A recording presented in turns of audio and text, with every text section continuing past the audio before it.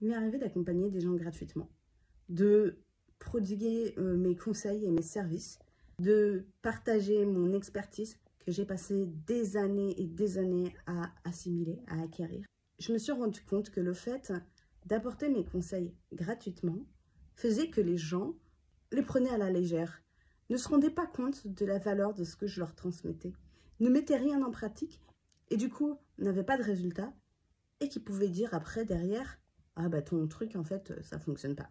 Les Américains disent « Who don't pay attention ». C'est-à-dire celui qui ne paye pas n'y prête pas attention en fait et ne valorise pas le service qui est apporté.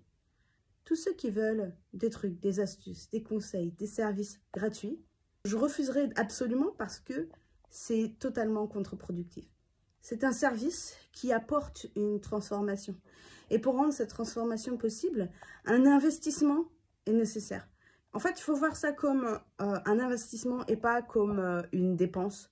Parce que clairement, la valeur derrière, elle est décuplée dans la mesure où le fait de se sentir bien dans son corps impacte tous les domaines de la vie. Et c'est juste impressionnant. Alors, le meilleur service que je puisse rendre à mes clients, c'est justement les aider à s'investir pleinement dans leur démarche de perte de poids. L'implication de la personne pour vraiment changer les choses, elle est nécessaire. Et sans investissement, il n'y a pas de transformation. Et l'investissement, il n'est pas seulement financier, mais il est aussi une implication. Du coup, c'est un investissement en soi, clairement.